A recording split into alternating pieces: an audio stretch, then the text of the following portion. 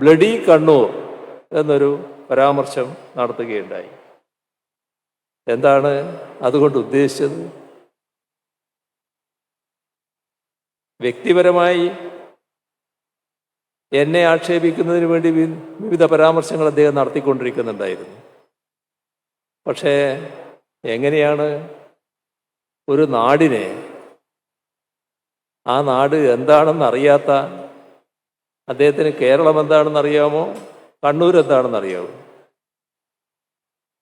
അദ്ദേഹത്തിന് എങ്ങനെയാണ് അത്തരമൊരു പരാമർശം നടത്താൻ കഴിഞ്ഞത്?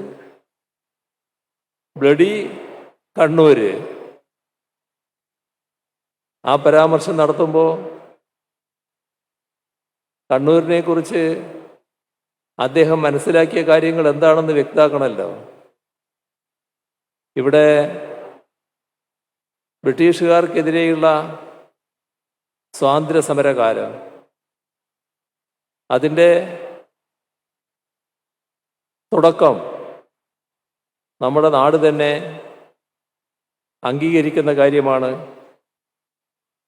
പഴശ്ശി വീരകേരളവർമ്മയുടെ നേതൃത്വത്തിൽ നടന്ന സമരങ്ങൾ, അത് ബ്രിട്ടീഷുകാർക്കെതിരെയുള്ള സമരമായിരുന്നു. ഈ പഴശ്ശിയും കേരളവർമ്മയൊക്കെ എവിടുത്തുകാരനാണ് എന്ന് ഇദ്ദേഹം മനസ്സിലാക്കിയിട്ടുണ്ടോ? അത്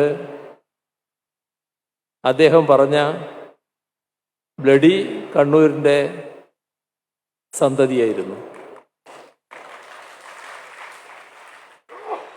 വാക്ക് പറയുമ്പോൾ സൂക്ഷിക്കുന്നത് നല്ലതാണ്.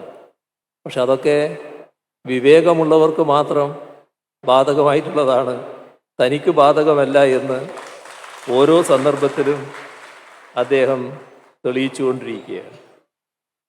ഏറ്റവും കടുത്ത ഒരു യുദ്ധത്തിലേക്ക് 1792 മുതൽ 1806 വരെയുള്ള യുദ്ധത്തിലേക്ക് നയിച്ച പോരാട്ടത്തിന് നേതൃത്വം കൊടുത്തതും പല ഭാഗങ്ങളിൽ അന്ന് പോരാട്ടം നടന്നതുമെല്ലാം ഇന്നും കേരളം ഓർക്കുന്ന കാര്യമാണ്.